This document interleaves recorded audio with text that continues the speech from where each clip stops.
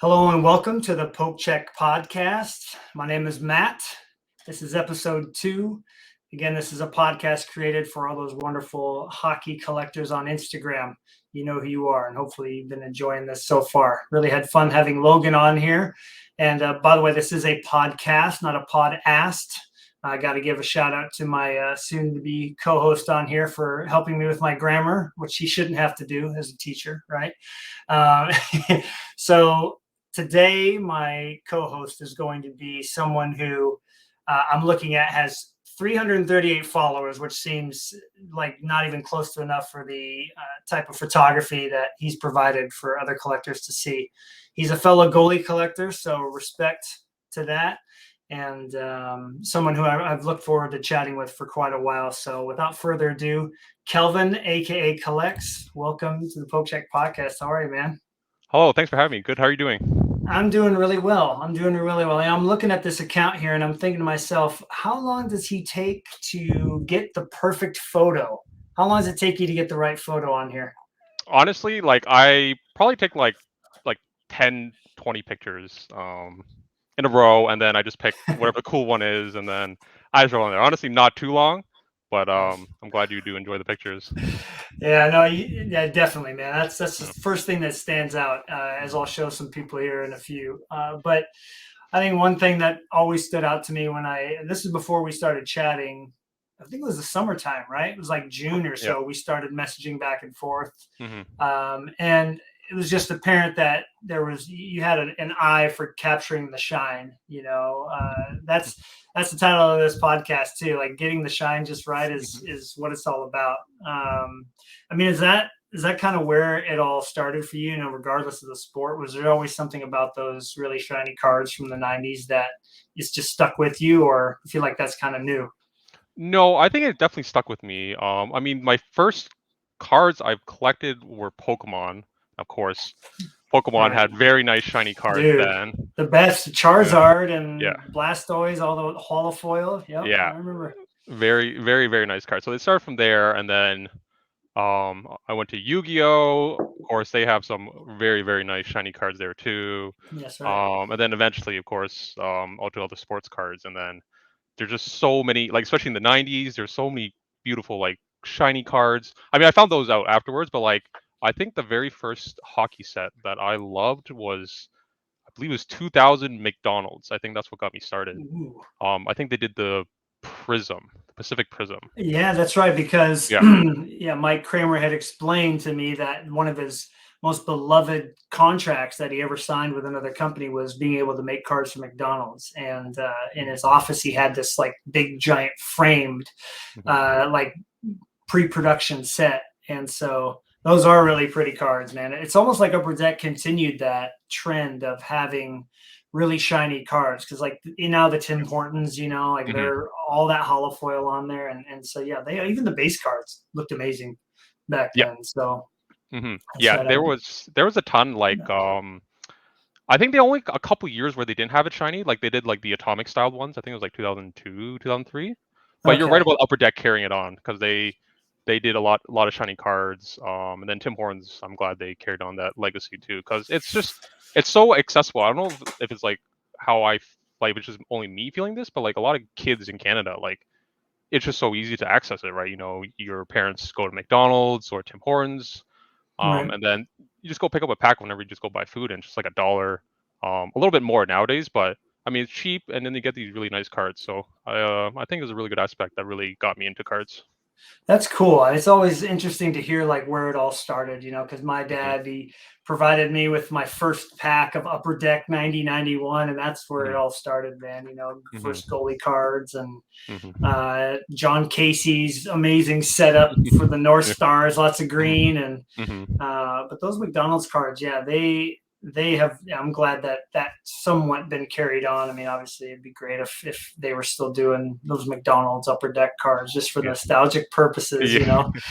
Hmm. But I mean, yeah, I'm just gonna pop over here and just show everybody the Instagram account, because I think Hmm. it's important to, Oh, here we go. We better not give everybody an aneurysm by showing them that, huh? You see it blinking like crazy there? Let's see if we can try that again. Hmm. There we go. Yeah. So, um, one thing that that caught my eye when I first saw this account, I'll kind of go back down here a little bit and then Hmm. scroll my way up. Is you know we've talked a lot between the two of us in messaging, and then the other day when we chatted, how important it is to have that consistency when it comes to your Hmm. photographs, and not overdoing it, not Yeah. posting too much, that type of deal. But Hmm. did you find that, because you can go back and kind of see when this consistency started, was that something you Yes. really were Yeah. going for? Yes, it was because I mean I like having variety, but at the same time I like the consistency because it was the style that worked out the best. Like it brought the shine out because you can go to my earlier pictures. I think I started off as just scanning it.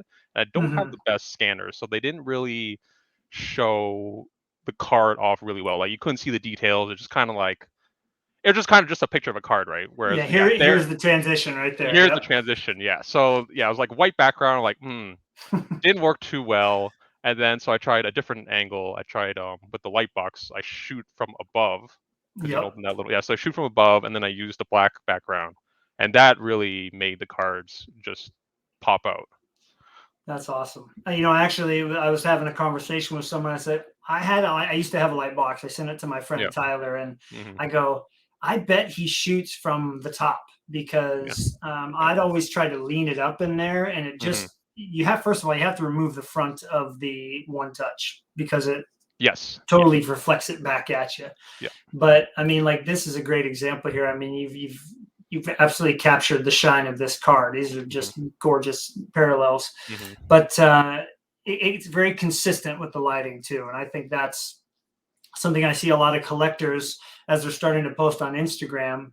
They're, first of all, they got to get the cards up there, and then they see Hmm. other accounts. They go, man, I got to up my game a little bit. I mean, a $15 to $20 light box, and just taking a couple hours and playing with it, you can Hmm. find that consistency you want for your cards. And you could see it like on this X Fractor. It captures the nice checkerboard, which this is Hmm. basically orange checkers Yeah. nowadays. Yeah. Hmm. Uh, but yeah, that's definitely something that stood out because the shine was consistent. I think your aesthetic for what you like to show off is there, and yeah, I know that definitely caught my eye. I can't even remember how I found the account or if you found me, but it's been really fun to see, just the types of cards that you go after, because you're not just posting, as the young kids call, the bangers over and over Yeah. again. You got Yeah. you Yeah. got some good variety in here, but why Marty Brodeur? Where did that all come from? Well, as a young child I once was, wanted to be a hockey player at one point. And then um I didn't get a chance to actually play any hockey because I did have pretty bad asthma growing up. So I had a unfinished basement at my old place. And then my parents got me a net, and then I just go in the basement like right after school for hours on end. I just shot around all that stuff. And then um as I got friends that came over, no one really wanted to play goalie. And then I thought to myself, this seems kind of fun. And then I thought I would take a stab at it. And then I used to love just the kits that they had back then. It was just so nice. And I used to buy this magazine called Goalie's World. I used to have like a mail order like subscription to it, and they Oh, have cool. it was really cool. Yeah, they had like on the cover, whatever goalie they feature, they have their whole gear, and then Oh, there's like nice. articles, and then you see all like some of the behind the scenes stuff, like these manufacturers or these guys who make these pads or all the equipment, and it was really cool, and I just got like fascinated by that, and then just like how unique they are in the position of the sport, right? Like it's just yeah, I don't know, it's just something so fascinating about goalies. I just loved, and then um when I play street hockey with my friends, I played goalie um, most of the times, or like defenseman, but yeah, just something about being a goalie just draws so much attention. I don't know, I love it. That's awesome, man. No, Yeah, that's really cool to hear how that all gets started, because yeah, I feel like with the hockey collectors, there's more than just, I don't know. I think Martin Brodeur is a good player. hmm, It seems like a lot of us player collectors have a deeper connection with hmm, the player, and a big explanation of why we decided to go that route. Mhm. I know for me, it started with my love of gearing up and playing street hockey. And then, Mhm. obviously Fleury being on the Penguins, who I had a Yep. poster of growing up, the Penguins, and Mhm. the Yeah. Barrasso and Yager and Mhm. Lemieux. And Yeah. it just kind of goes that you can kind of bring it back to all these other past experiences. And so, Mhm. yeah, I think it's great to hear those stories because I think everybody on Instagram that's a player collector has some kind of, personal story behind it.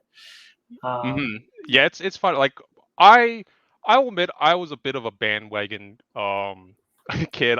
Whoever won, like my favorite team growing up was whoever won between like 2000 and 2003. Now I don't Hey, like this. we've all been there, dude. We've all been there. Yeah, so like of course, the Devils happened to win in like 2000 and 2003. Yeah. And then other sports they're like like Lakers and then Patriots. I'm not a fan of them. I mean, I don't really have a team right now, but I still like the Devils, but yeah, it's just the way the Devils played is just so fun. And then I loved Broder, his highlights, and then he plays like 90% of the season, which was absolutely like I don't think anyone's gonna break his win record anytime I or don't probably think, ever. yeah. No, I don't care how many games Andre Vasilevsky wins. I Yeah, mean, to be able to play that long yeah, and that consistent on that good. I mean, the Tampa Bay might be good for a long time, but it's hmm just like, look how long Marc Andre Fleury's played, and he's still got another how many games? 100 something games. And yeah. what is Brodeur at again with his total wins? Oh, I forget the exact number now. It's like Is it six something? it's six something. Here, we'll take Okay, a quick look. yeah. Because I mean, that's Flurry's at 507 or Yeah, 508 or something like that. I mean, it's just yeah. 691 in Oh yeah, regular season. yeah. And that's never gonna happen. That's never gonna Yeah, happen. So yeah. would have been great for him to get to 700. But Mhm, well, cool. Well, hopefully, we can get a few more people to go check out that collection. I do like how it mhm. says May post collection. Like, I might not. Then kind of find out. But yeah, I mean that's awesome, man. It's great to hear those stories, and Mhm, yeah, I think Marty and Marc Andre share that love and passion for the game. Marty was mhm, known to crack a smile in the middle of a game after making mhm, a great save, just like mhm, Marc Andre used to. mhm. Yeah. Hopefully, we see that again in the future. But Mhm, there's definitely some exciting similarities. And Fleury's idol was Brodeur growing up, and then mhm. to have Marty present the Vesna to him Yeah. Mhm, digitally last year, mhm, that was a special moment. I know mhm. for him obviously, but for people that are fans of those players, it's really cool to see those two kind of still connected and whatnot in the NHL. So Mhm. yeah, I'm surprised he's kind of faded out, hasn't he? Or is he involved in any way with the Devils? Or He is. I think he's like a special advisor. I don't know if that has like an actual like meaning to that title. Like if he's actually like yeah. I think he's like an advisor or something. Because like you do okay. see posts where like people catch him outside their arenas. So who knows? So he's kind of maybe he's just kind of working his way in slowly, and he'll Hmm. come in there and be some kind of general manager or in management at some point. But Hmm. well, yeah, that's great, man. It's a bummer the way that the season's going for them this year. But Hmm. what are you gonna do? Yeah. What are you gonna do? Well, cool. I mean, like, what's looking at where you're at on Instagram now. You just went over Hmm. 100 posts, which is really Hmm. cool, and your 100th Yeah. was a quite a special one, a Hmm. two-parter, right? Wasn't it? Oh no, the 101, of course. Yeah. Um, Leading up to it was the other two really good cards, but yeah. oh man, yeah, Yeah. that's a special card right there. I mean, how's your Instagram experience been so far? I mean, been on there for a little bit, but how are you feeling about it? I actually having a really great time. Like this is something I've been longing for a long time. Like because like when I used to go on the forums, I mainly just bought, sold, and trade there. Like there's a section where you can kind of talk, but like it it's kind of weird because it's like it's at least I find it hard for me to like kind of hop in and join in on like conversations that already happened. Like Hmm. and then like I always collected cards that maybe other people didn't like at the time. Cause like when I collected all these shiny cards, like everyone was collected rookies, the jersey autos of Hmm. rookies, patch autos, all that good stuff, which I do love. But I almost felt like an anomaly just like collecting all this stuff because like I didn't find anyone that kind of shared the same thing. Maybe I just wasn't looking in the right places, but I didn't feel that. But then when I hopped into Instagram, then I see all these just wonderful collections. Every niche thing you can think of possible, like collecting like just strictly jersey number cards, collecting certain teams, certain players, certain eras. It's been really cool to see. And then all the collectors have been just so wonderful, very, very nice, easy to get along with. There's no ego or anything. We're just Right. guys collecting cards, and I mean that's all there is to it at the end of the day. Yeah, I agree with you. It was infectious, I guess, is the way for me to Mm-hmm. describe it. When just kind of finding just a few accounts right off the bat when I created mine a Mm-hmm. couple years ago, and it kind of, you ever feel like it motivates you to step up your game because you see other Yeah. people doing the same thing? Yes, it's helped me step up, and then like also like probably spend a bit more than I want. I'm like, oh, I've never seen this card before. I Oh kind of yeah. want it. You know what? That's something that Logan and I did not touch on, and I'm glad you brought Mhm. it up. I almost want to like give a lot of props to other people on Instagram, but I also want to curse at them because my bank account could be a lot higher, I'd say, because I'm, Mhm. oh great, there's another flurry I didn't know about, or oh, I Yeah. should see if flurry's in that set. Mhm. Kelvin posted this, and sure enough, there he is. It's like, oh man. And then it pops up a week later. All right, hit the buy button. Yeah. Um, yeah, that's, you bring up a good point, man, because it's infectious too with the spending, because there's that, after you post something, there's those interactions that you're getting with people, and that opens up doors to people reaching out to you and hitting you Mhm. up. Hey, you want to buy this? I got this. I can tell that this belongs in your collection, and it's a blessing and a curse, I could say. Yeah, I definitely agree. Yeah, it's like because a lot of these cards, like especially like a lot of people who started collecting like during the pandemic, like you kind of don't see these cards in hand, right? You just kind of see a picture of it on eBay, or wherever you're looking at cards, and then you kind of don't get the full aspect of the cards.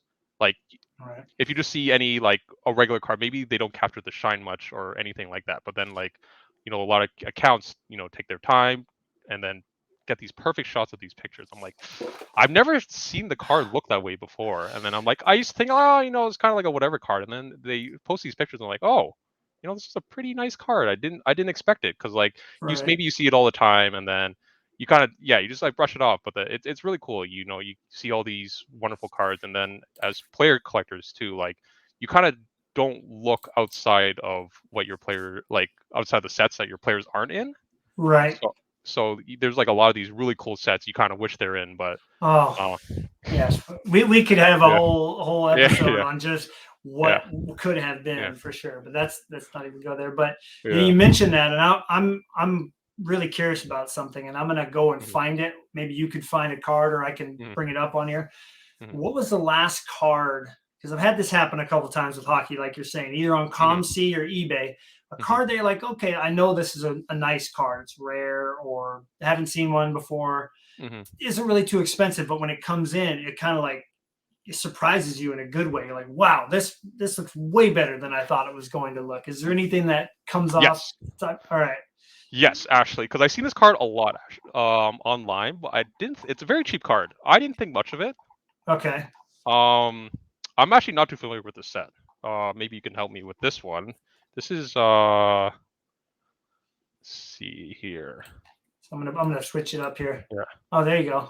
this one. It's hard to capture the shine, but this one is like the top picks ice D. I think this set's called, and it has Okay. kind of like a. Let me see if I can capture it. It has like the Mojo parallel in like Panini. It has like this nice Oh, wavy.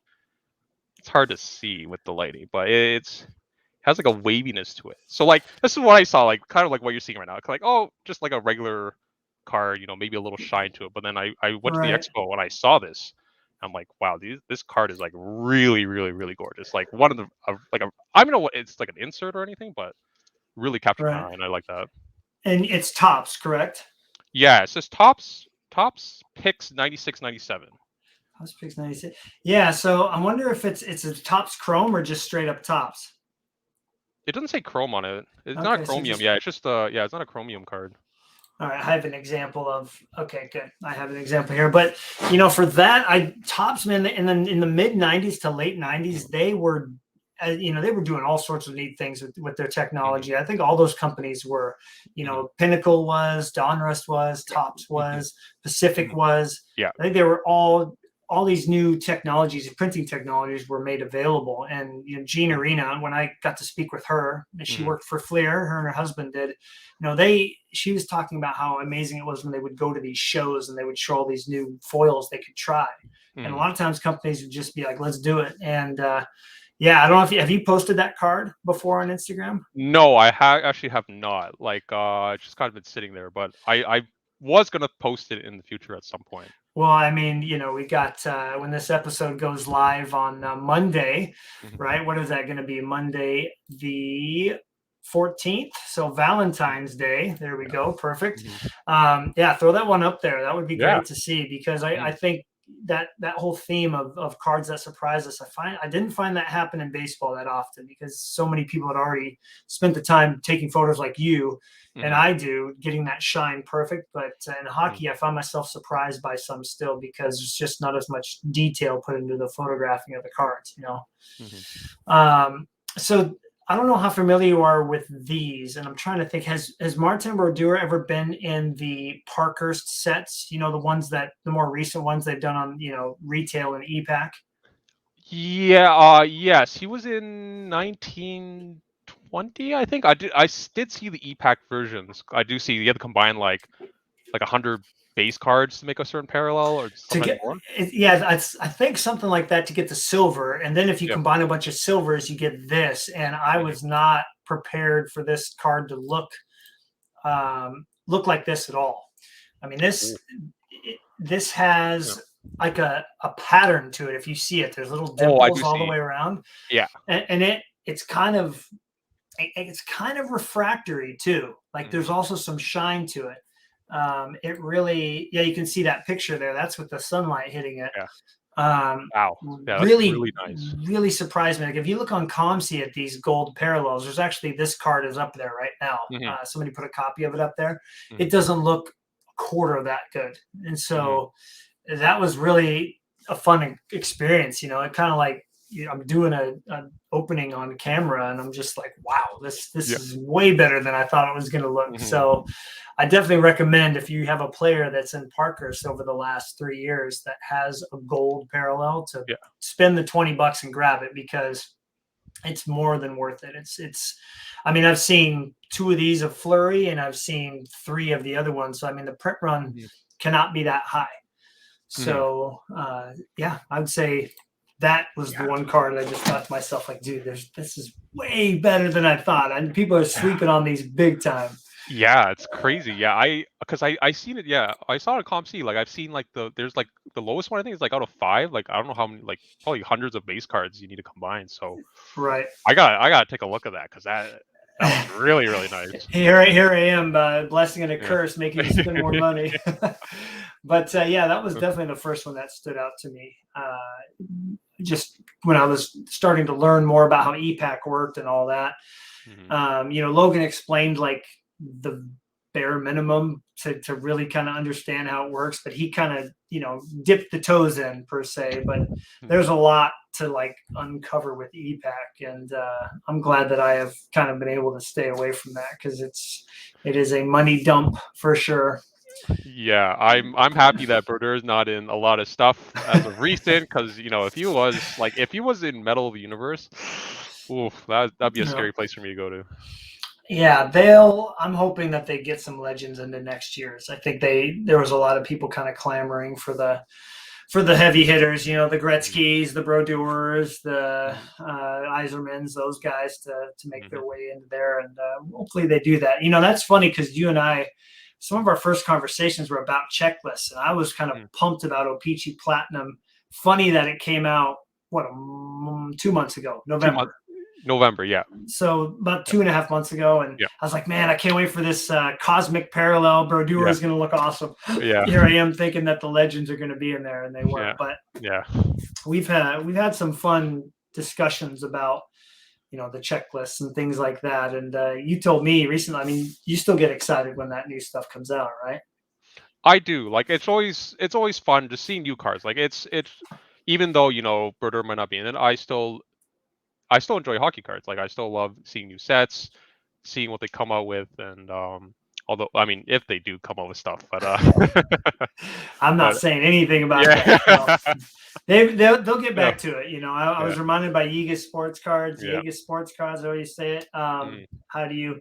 He's like, hey, they're definitely doing their best. mm-hmm. It's not something that they planned on doing, and I know that when they get things back with their heads above water, we're going to be blown away with the things that come out with. So, keeping the faith, man. Yeah, But I mean, and that kind of leads. We had a really good discussion a few days back, yeah, and I really wanted to make sure we covered this. mm-hmm. We were chatting about retired players, Yes, yeah, and mm-hmm.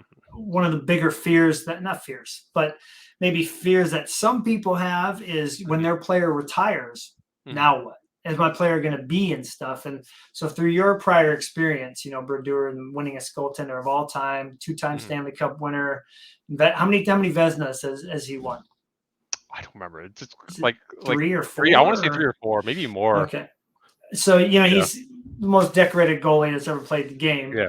one of them. And Mm-hmm. how was post-career collecting Brodeur been for you? Is it still like as exciting, or is it more like now I can focus on I can keep going after the playing career stuff minus the Blues cards as we talked about? Yeah, Because that is it still something that keeps the excitement going, or are you finding yourself kind of going in other avenues? So yeah. Well, to give a little background, yeah. So like, I did collect a lot, heavily from 2010 to 2014, 2015 ish. Okay. So yeah. So 2014, 15 was the last year Brodeur played. That's when he went to the Blues, played like 9 games or something like that, 9, 10 games, and then obviously, yeah. Weird choice. It's still weird. I thought it was kind of cool for like a week, but Me too. I thought Fleury yeah, going to Chicago was cool for a couple yeah, weeks. So. yeah. You're like, and then you're like, oh, then it sinks in. You're like, all right, never mind. This is Yeah, not. right. It's not as cool as you think it is. Yeah. But it gets weird when your player retires, and then I brought it up to you. It's you kind of like they become in limbo, kind of in Upper Deck's eyes, where they're kind of not in sets for a couple years or even any sets. So like in 15-16 he was in OPG Platinum in a doubles uniform, so that was good. Nice. Yeah. And he which 15? I think so, yeah. And then in the retro set he was, I believe it was or Okay. 14, 15, somewhere around there. And then there's like years of holes like he's not in like the low to mid end. Of course, you still find him in the cup, any of the higher end stuff, but it Mhm. does get weird because when you first during the playing years, you kind of set after set, everything comes out. They're always on their like be it 1 card or like 20 cards, and it was kind of weird, and I didn't know what to think of at the time because I just like collecting the new stuff whatever came out. I love that stuff, and then I kind of quit there because it was like I kind of didn't have a direction. I didn't know what to do, and then I was collecting on and off, and then I just thought, hey, I eventually thought, the prime years, I love Panini. Mhm. So like 2010, 2014, I think that became my focus versus, just getting whatever the newest stuff is. So like my main priority became Panini, and I still do collect the post year stuff. Like there's some great stuff, like obviously 1819 OPG Platinum. He was in that. Mhm. Yes. What is In that? this, and then 1819 Sub Zero, Nice. the gold, and then in stature, which is Oh, great, dude. great set. That Yeah. is one of the and those post like I don't really care about like post career stuff. That doesn't really bother me. I just love of course you know me. I love anything That's shiny. right, buddy. I I need to have it. So Yeah. it's I'm glad they still keep it. Like show up every so often because then it gives me time to like go back and collect the stuff that I really loved, which was like the Panini days. Um, Going back even the tops. I love the tops refractors, and then even Pacific. God, I love Pacific so much. Yeah, I dude. love That's all. Revolution. Revolution is my the favorite. best the Oh, I best love. base design cards Yeah, through the 90s and early yeah, 2000s was Revolution. I mean, that I think yeah, we share that opinion. yeah, It's yeah. the foil technology and everything, but I mean, you're lucky because Hmm. a lot of player collectors right now, let's put the McDavid, the Kaprizov, Hmm. the those guys let's Yeah. put those off to the side. We're talking a guy that came in his rookie card. Well, I remember that it was the score card, right? Yeah. The Yeah. draft day photo. Yeah. And my first Brodeur card was that upper deck one where he's wearing, does he have like green and red pads or something like that? I'm thinking of the one where he's got is it an all red mask, or it's like that first, it was either 90, 91, 92, or 92, 93, This the one. upper deck card.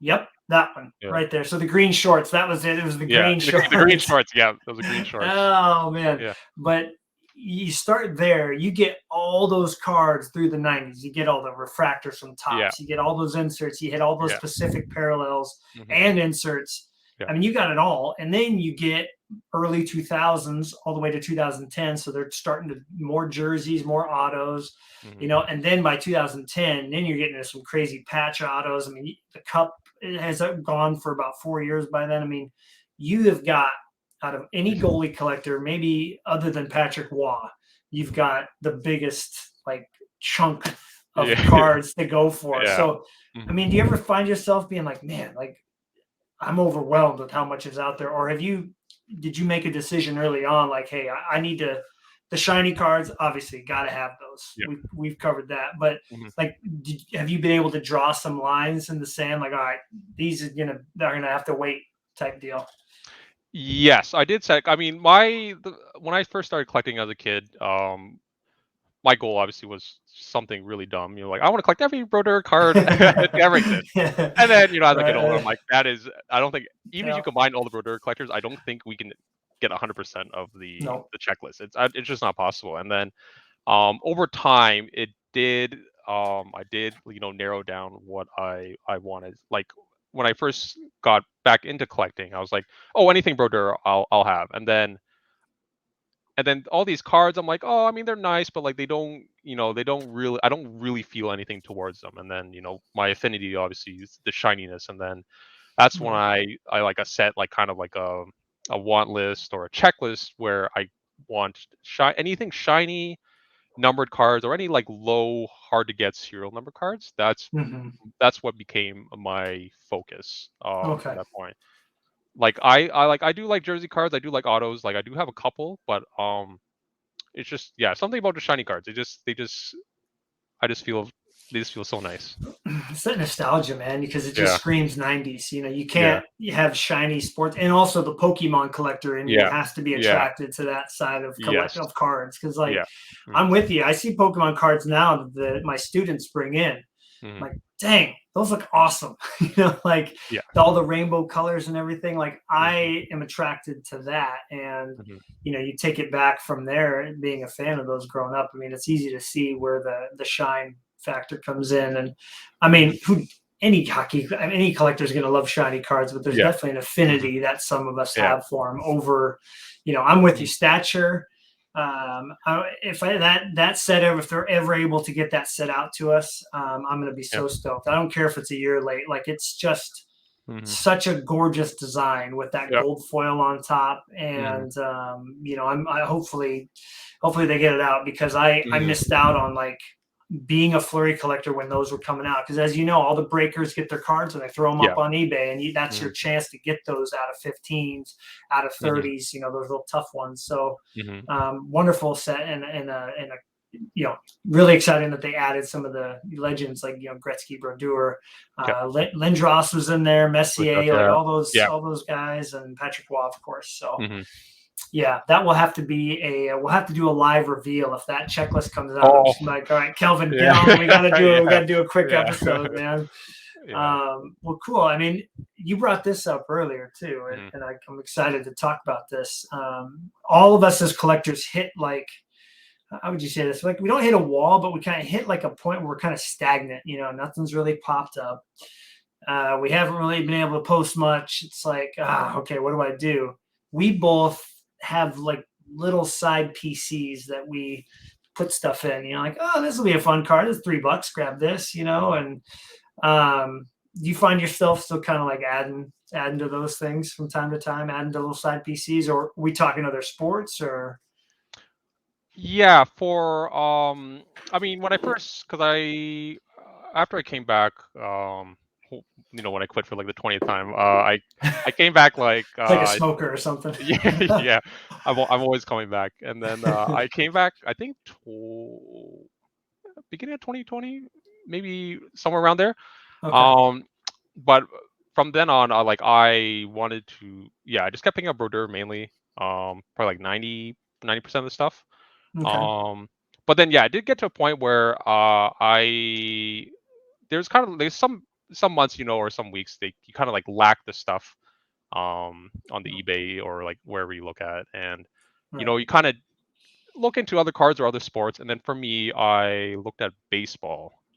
Okay. um yeah, like I do have other hockey side PCs, but I haven't worked on them recently. But yeah, baseball for me was a big outlet for side PCs, because a big inspiration was Asian hockey card collection. um Yes. Can't wait to real talk to him. He's gonna be Yeah, fun. he has super super cool collection, very very unique, Hmm. and then very informative. Like, just he knows every little thing about that person, every like stat, their favorite foods. Like he somehow gets all that information. I mean, you probably talked That's to him, but funny. like yeah, That's funny. it yeah Their bedtime routine, yeah yeah like yeah pregame yeah routine. But I mean, I don't know about you, but I've followed at least 5 to 10 men and women that are goaltenders that he's posted cards of. yeah. So that's been cool for me. Is like, oh, I'm Mhm. following a guy that on is he on the Japanese national team? That's Yeah. on Instagram, just kind of following how his Mhm. Olympic journey's been going, and it's like I owe it all the Asian card collection. I mean, he's posted some really cool stuff on those Mhm. players. Yeah, it's really cool. And then like I thought, I would do my own take on it, because I do like baseball, and I wanted to kind of dive into it, but I wasn't sure how. And then I thought I would start. I mean, this is more recent, but like I did pick it up over time. Like I collect some of the Asian pitchers, Mm-hmm. like Hyunjin Ryu, Yu Darvish. I only have a couple Otani cards. Wish I could get more, but that's way way too The expensive. Brodeur collection's going away if you want to go down that road, man. It's Yeah, too yeah, late. yeah. It's too late. But I mean, I have a couple stuff there, but it's I like it because it's like when you, as player collectors, you kind of focus on, like, you see the same cards over and over again. Hmm. Nothing wrong with that. I mean, there's a lot of nice cards out there, but it's like a nice change of pace where you Yeah. see a lot of brand new cards, new sets. It's like it's almost like collecting as if you're new again. You just see Mm. just these wonderful cards, and then I'm like, I've never seen this before. And Right. then it's like it's only a couple bucks. I'm like, oh, might as well grab it. And Right. it's just, for a couple bucks for a side PC, it's just you get that same like nostalgic collecting feeling again, seeing all these lovely cards, shiny cards, of course. But Right. yeah, I've been really enjoying the side PC as of recent. Yeah, we were chatting a few days Yeah. back. You Mhm. you know we talked about the baseball side of things, Yeah. and Yeah. collecting Tyler Glass now has allowed me to do that. Because Hmm. he's unfortunately hurt, Yeah. but Yeah. fortunately for me and my Hmm. wallet, Hmm. he is hurt. Yeah. So Hmm. they release Tops is doing all baseball cards, and then Panini does some Yeah. as well. So it allows Hmm. me to be exposed to modern Panini Yeah. and Mosaic. I can imagine Mosaic hockey. It would be like a dream Oh. come true. Oh. Oh my gosh. But Oh. just it allows us to kind of, yeah, like you said, I like that description. It's almost like you're doing it again. It's like Hmm. fresh and new, and then you Yeah. hop back into hockey, and then you come Hmm. back, and Hmm. so it is nice to do that. I mean, I think you and I would suggest to anybody out there that's kind of feeling like they're stagnant, like, find a player that's not like Mike Trout or Otani or Yeah. Ken Griffey Jr., Yeah. out there, Derek Jeter, but Hmm. find somebody who you have some kind of a connection with, whether it's, culturally or a team that you grew up Yeah. watching or whatever, Hmm. and have a little bit of fun, dabble in there and see what you think, because it is still, we're collectors at heart. It's not like Hmm. we are just going to all of a sudden like completely stop. Yeah. But I think for me too is growing up being a goalie fan. Like, I just Hmm. loved goalie cards. My dad would show Hmm. up, and he'd come home with some cards from the store, and they were just random goalies, and that's never left me. And so Hmm. picking up, like the card I posted yesterday of Ben Scrivens. I mean, it's a $4 Yeah. card. He's got his Twitter handle Yeah. It's inscribed really on it. cool. Like, That's that's cool. like, for $4, you can't Yeah. beat that, man. Yeah. Like, Hmm. it's, yeah. So I think, yeah, and that has allowed me to go out and just learn about other players who are on social media. Leland Irving as well. He's been really cool because he hops onto to my page and will like some of the photos that I post to him, the cards I post. So that for me has been a fun little endeavor that I don't let get out of control. Because once you start getting into like the Cup rookie patch autos, even if they didn't really do much, they're still 30, $40, and you're like, oh man, what have I done? So yeah, well, let's just rapid question for you. Sure. Besides Mosaic, which would be amazing as hockey, after dabbling in like the baseball world of baseball cards, if you could bring something from Topps or Panini to hockey right now, what would there be, a set or design style, anything come to mind? Because there's a lot to pick from, but yeah, that's play a really good question. Play Willy Wonka here for a minute, dude. What do you think? Do you have a set that you would like? I might have a couple, but I'm not too sure. I mean, the mosaic was fun. Has been fun for me. Ryu's in that too, right? Yeah. Yes. Yeah. And there's like a gazillion parallels, and they all look incredible. Like they all have a cool shine to them. Still waiting for that Peacock parallel to pop up with Glass now. Still hasn't shown up. But I don't like the current direction of Prism and Select as much, because there's too much border. Looking at like Select, I can't show that because that's going to be for later, but I'm looking at a Select hockey card from Panini, and there's more of the player in there. And so, man, I think it's the Topps products too that they do. Well, Topps Tribute looks really good. Like with sometimes the base cards, when they, like in the mid 2000s, they were super shiny, almost like Stature. They remind me of that. But, oh man, National Treasures hockey would be pretty sweet. Not gonna lie, that would be, and Flawless, of course. Flawless, man. Oof. We couldn't afford anything on out of there, but it would sure be fun to see. Well, there's a set that Topps does that I really like, and I can just show it. Sorry, we're showing a baseball card here. Get ready, everybody. But Topps Gallery does some really cool parallels, and this was a $2 card out of 99, but like just the old Topps Gallery was so much fun. I loved it growing up as a collector, and hockey's got some cool parallels and whatnot. So I just think Topps Gallery would be sweet. But I think I would pick triple threads, because it will be similar to OPC Premier, which we both really love.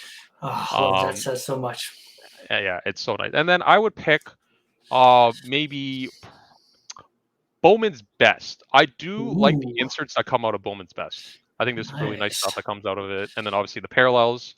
I would pick that if out of all the chromium cards, I would pick, I think, Bowman's Best. That's a good pick. I'm not bitter, but Glass now has not been in Bowman's Best since his rookie year, so I'm crossing my fingers that down the road he makes, because the parallels look awesome too, man. Like they do some really neat stuff with the technology there. But yeah, that's cool. No, I like that. I think and it's fun to see Upper Deck do some of the, like, Panini's using that technology. Well, we're going to use Mosaic. Do you remember those inactions from O-Pee-Chee Platinum 2 years ago? The E-Pack ones? Yeah. And they got that, it's Mosaic. It's the same, so they're seeing, I'm sure there's tons of people that are seeing what they're doing, like, okay, how can we recreate this in our own way? So I think that the innovation is still there, but Upper Deck, when they eventually watch this podcast many years down the road, hopefully they hear what we're saying and they try bring Mosaic in. Come on, that'll be great. Do something like Mosaic. But that's great. It's fun to have a little side PC action for sure, and it allows the Brodeur and the Flurry collection to not get too stagnant. Because you don't want that to happen. That's something. Have you ever felt like you've had that happen though, or do you feel like, because of the baseball side PC, you're able, every new card is still as exciting as the last one?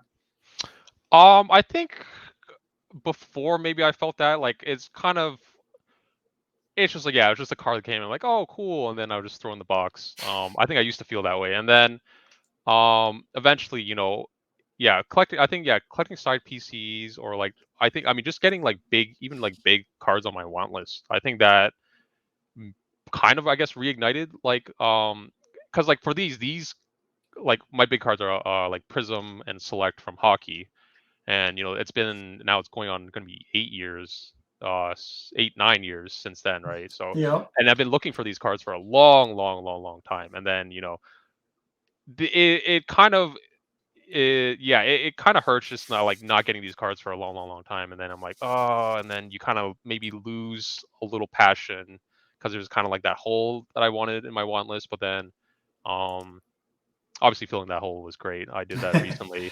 It That it it dude, what a it really card. helped a lot. Yeah, I think it, like, just getting even like just one card on your want list, just something that you just really, really wanted. It helps reignite. Like, if you constantly just get these cards that you really want. Like, if you break down, obviously Broder has like way too many cards, but like if you kind of like break down like your players that you collect, and kind of break down what kind of cards that you want to grab, and then like you create this want list, and you kind of get that completion aspect, and then I think Yep. that really helps. It helps organize your thoughts where you kind of don't grab everything that you see, like, oh, I need that, I need that, I need that, but then like you see it frequently, you can just pass on it. But I think organizing a want list was probably the that really helped kind of keep me focused, and then really appreciate the cards that I have. Yeah, that's good that you brought that up, because we we all had fun doing that. It was me, you, and Chris, the other Flurry collector, my buddy Hmm. Chris, and I can't wait to have him on and Hmm. elaborate on this more. But I said, hey, Kelvin, can you come up with a top want list? And your response was like, oh man, this is gonna take a while. Like, how am I Yeah. supposed to? Because Brodura's got everything. Like, how do you Hmm. narrow that down? But you were able to, and then to cross, like you said, crossing something off that list. Like for Hmm. me, I did that visual want list, the Hmm. top 36, and being able to see not only the crossing of it off, but Yeah. like to then hold it like, here it is. I've Hmm. achieved a goal. Hmm.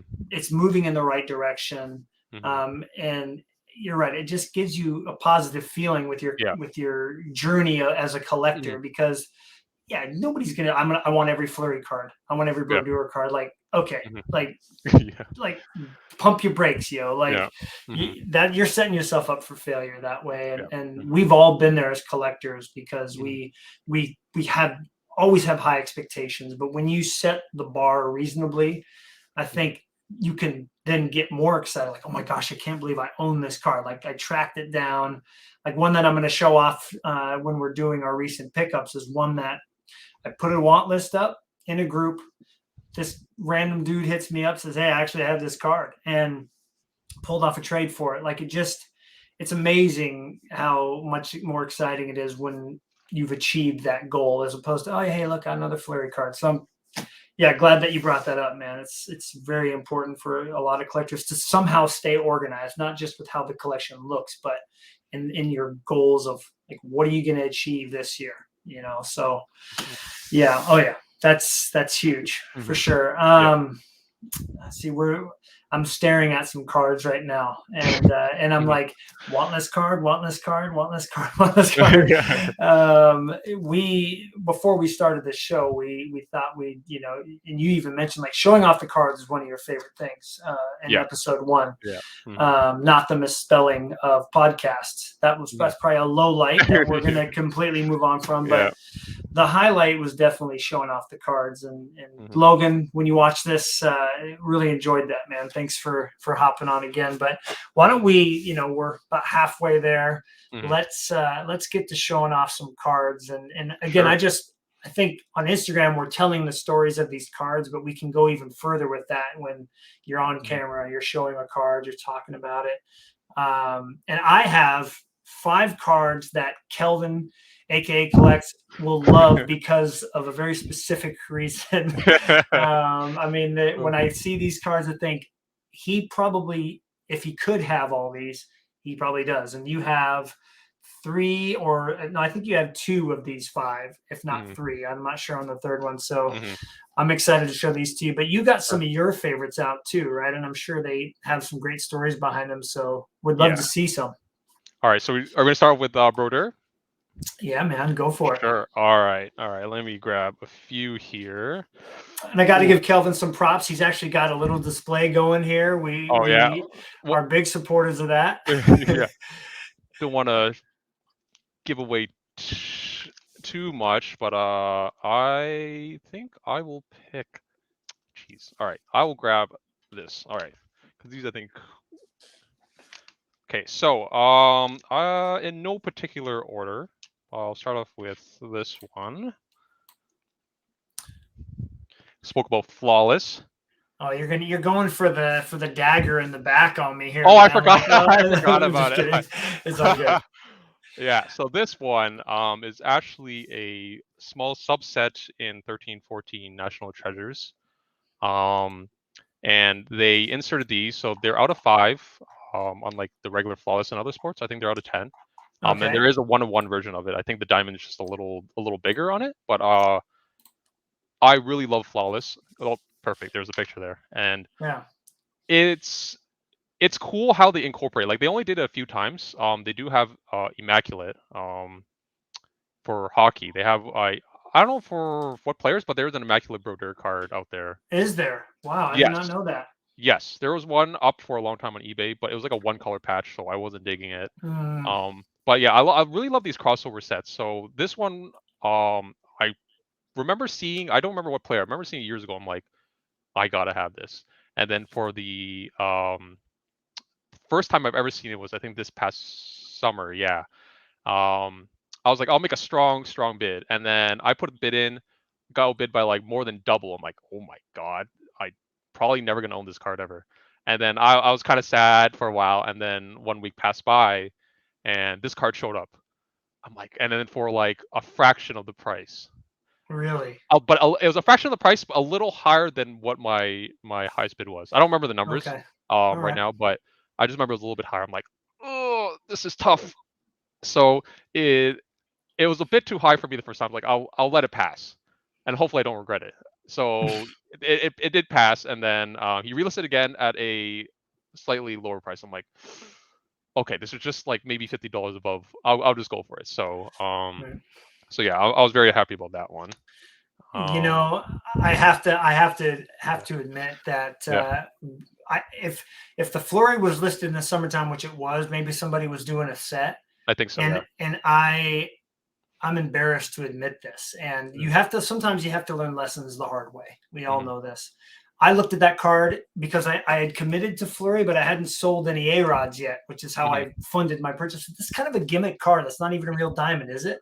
Yeah. And it's not the diamond that I love now. Yeah. Part of it's I don't have it, but second Mm-hmm. is that it's a Panini card, and I've grown to Yeah. really love them the same way I loved Pacific when I collected A Rod. Like Exactly. they Yeah. were kind of a niche brand, Mm-hmm. and I loved everything they did. So Mm-hmm. yes, thank you for showing that first because I when I made my want list, I didn't even add that card because I think I know where 4 out of 5 of them are now. Oh, jeez. It's. So it's like, Mhm. yeah, don't know if I'll ever see one, and that's okay. But that's an awesome card, man. Love it. Yeah, I love it, and I think just to bring up just a small point too, is like the reason I love 13-14 for cards. It was such a good year because when you compare 12 to like 2012-13, like the year before, and then Mhm. for at least for Panini, speaking specifically Panini, they brought in a lot of new sets that they never done before. Like they changed certified to totally certified. They did Prime. Um, Dominion, they had right? Dominion before. That's right. The year before They there brought in was. National Treasures. They brought in National Treasures. Right. That's right. Um, what else did they do? They did Select for the first time. Oh, yep. They did Yep. Standalone Prism because it was Because a it was rookie rookie anthology. anthology. Yeah, Yeah. that's right. Yep. Hmm. Okay. So then, like, yeah, so Wow. all these presents, like, yeah, there's all these brand new cards that they brought out, and that's why I think it's such a good year that they did for cards. It's just, and then the sad part is they only did 1 year of it, but I know, man. It was yeah. it was so Hmm. good. Hmm. And anytime those Panini cards pop up, man, I'm like, oh, here we go. Yeah. It's get the war paint on. It's time to get ready for battle. Yeah. Oh my But goodness. what do I want for number to the next one? We'll go with this one. Not a fan of the holder, but bought it for the card, or not bought it, traded for the card, would be Ooh, 13, 14. The base gold prism of a 10. wow, that's the dream card right there. One of them, Yeah, absolutely. it is. So tough. Yeah, it is such a nice set. And then I guess while we're here, it's kind of cheating, but I do have the other gold prisms that Broder's in, like Oh the. wow! And now, can you talk a little bit about that set? Because Flurry didn't make it into that. So what's going on there? So yeah, this is it's called Immortalized. I believe the set is just for a bunch of Hall of Famers or veterans that were Stanley Cup winners. Okay, I So got yeah, it. yeah. So like I think Patrick Waugh was in it. Hmm. I forget what else, but yeah, there's some other guys. Sakic and Okay, Iserman and those kind of Eiserman, yeah, guys. yeah, Okay, they okay, were in that it. explains that. Yeah, and then the first one I got years ago. This is the only gold prism I had for the longest time. Would be the pivotal players. Oh, that's such a great picture. Yeah, Oh my god. you nailed the picture. I just want to Yeah, make sure to show off that, like, yeah, show the difference, because you holding them up there, yeah, is we know what cards they are, and that's yeah, what a lot of the pictures look like on eBay. yeah, And then you get that, and yeah, like, so we definitely take your time. See, you showed yeah, this, you didn't show Net Defender, you showed this right here. yeah. All Immortalized, right. yeah. So Oh. those, I'm not sure how far down Pivotal Players is, but Oh, it's like one of the first cards. So yeah, I didn't do a okay. redo picture, but maybe I'll have to do one in the future. Well, and just look at how you can see the gold Yeah, within the cup here. yeah. That's so neat. And die cut, come on, that's 90s Oh, right there, man. exactly. Yeah, die cut. It's such a unique die cut pattern too. Mm-hmm. I It's the love only it. card I've ever seen like that, for Yeah. sure. Well, here you go. Which one do you like better? Ooh. Yep, there you go. I don't think I'd pick. I don't think. I mean, I could give you an answer, but I don't think it's the same answer tomorrow. So it's tough. Like, if you were forced to pick between one or the other, I mean, I think that's easy though, right? Because knowing what you have, that's Oh like yeah. that's Okay. Yeah. Okay. Yeah. Yeah. Yeah. No. Yeah. That's in a little bit. Yeah. Yeah, But but anyway, but that's awesome. I mean, I like that you had this gold theme going on here. You had through this oh yeah. Yeah. bad boy in there, but you had gold, gold, gold, gold. Gold. Which Yeah. this is an amazing parallel from the '90s. Oh, But it's so underrated. I was like, I saw the picture. I think that's another good example too, where I saw pictures of it. I'm like, oh, it's cool. But then in hand, it was hard for me even to capture like the shine on this. There's just so all much right, going on. It's just like a nice staticky pattern. It's just yeah, I mean, it's just like there's endless yeah, shine when you rotate it, yeah. and that's something that I'm going to start doing more is posting the Mhm. picture and then like the rotation. Oh, that'd be Quick, cool. Yeah. quick shout out to all the burner accounts of Player Gallery Yeah. IG that I, for some reason, didn't report this one for you like I do on Oh, most of them. thank you. Thank you. So there you go. But yeah, just wanted to make sure to show off those pictures. So Mhm. definitely some huge cards so far, man. I mean, Mhm. the gold prism is those speak for themselves, because that was the only standalone prism set that they did, right? Yes. Yeah. That's correct. Yeah. Okay. And there's so many great inserts. Like I mean, Rotor only has 4. I imagine some of the players probably have like the same amount, like 2, 3, 4. There's a lot. Hmm. And I really love the inserts there. Yeah, like Immortalized is a good one. Pivotal Players is really shiny. I think there's just a couple of the rookie ones. I don't remember the names, but there's some I great can't stuff remember there. either. Be fun to open a box, but I actually did watch like a case break It's by it's not a. yeah, it was I oof, opened a it lot. was It's cheap. It was cheap back then. It was like I think it was like $60, 60, really, 70 bucks. Yeah, at some really point, because like no one. It was only one auto, and then you get like one or oh, two. Well, they call it prisms, but like now it's silver. silvers. Yeah, Silvers, yeah. Which yeah, they look, I don't care of all the colors and all the stuff, the golds one, the silvers are the best. Like, silver. they look so good. Yeah, They look so good. they're really nice. But at the time, it's like no one really cared for them. It was just like like it's like a like a refractor to them. It's just worth like $1. Isn't But that amazing how far they've come? Like the silver of Crosby, what that thing fetches now. yeah, I actually It's found like an Ovechkin select. Do I have select? No. I had the prism, prism. I was like, oh my god, I didn't know they fetched for that much. It's crazy. yeah, it's something else, man. They end up in dollar boxes too. It's like Pacific cards almost. You just find them in Yeah, these at yeah, the shows on the dollar box. Like, I just yeah. found a premiere date out of 50. So it Mm. is pretty cool. Or what else you got there for us? I don't know if you can top that, but you're gonna go Uh, for it, I think, aren't you? well, there's gonna be three. I mean, technically 4 cards, but we'll categorize into 3. Third one is a more recent one. Okay. Would be we'll start off with this one first. Oh baby, nostalgia. Yeah.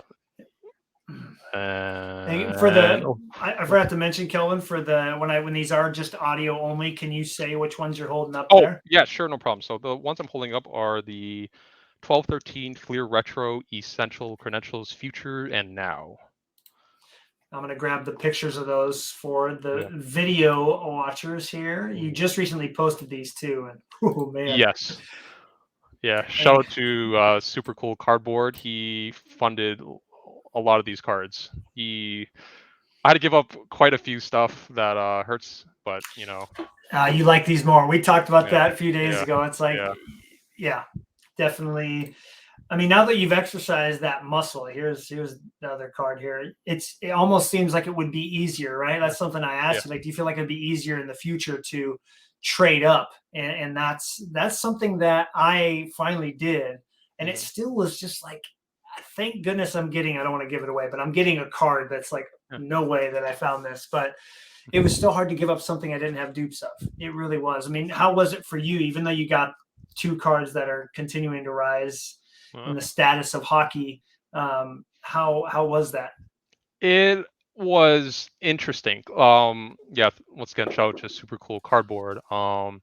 He opened up. He's also a fellow Broder collector. And he reached out to me and he asked me, oh yeah, what kind of cards you're looking for, and then I gave him just kind of like a rough want list. And then he provided all the golds actually, and then these 2 credentials, and then and then I asked him, I was like, yeah, do you collect anyone other than Broder? Or I'll buy them, because I don't really have much non-PC hockey stuff. I sold it off like years ago.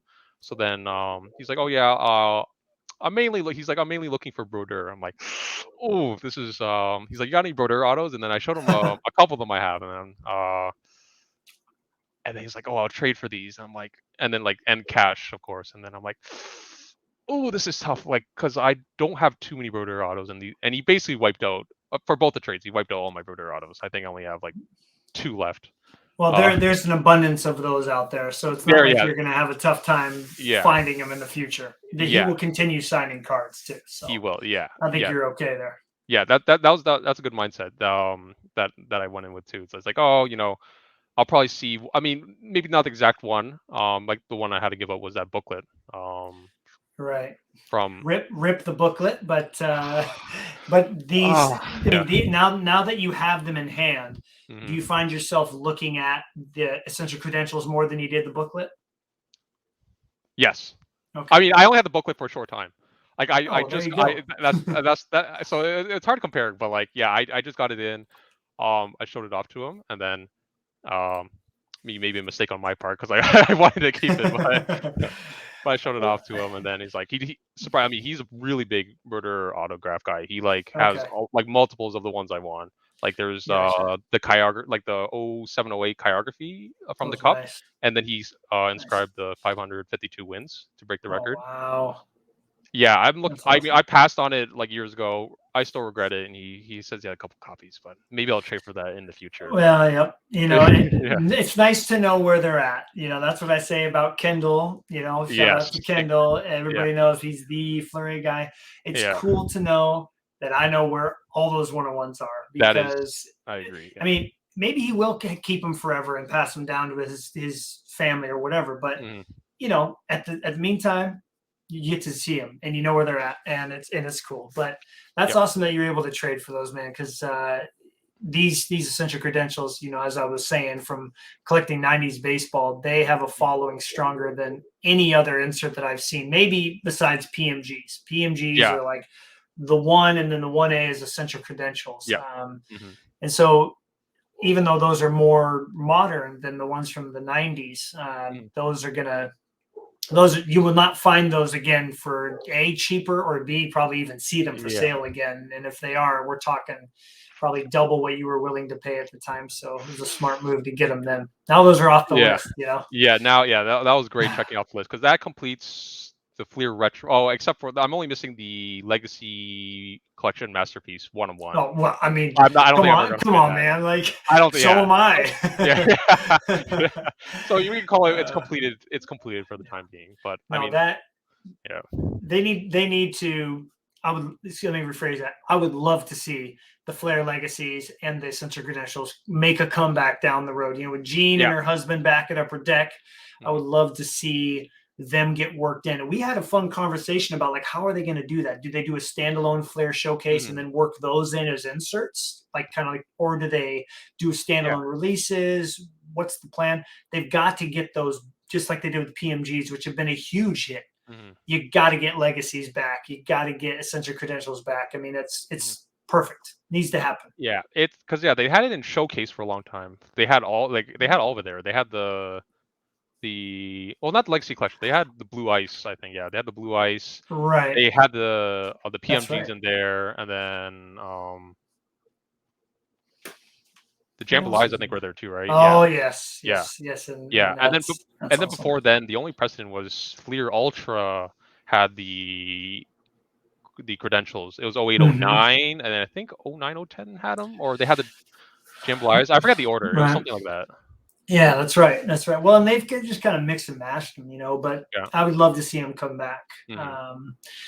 Well, that's was that 5 or so? I think that was 5 That cards, right? was well, technically 3, but I mean, they have 2 more, 2 bigger Okay, ones. Last go 2, for it. Yeah, go last for 2 ones.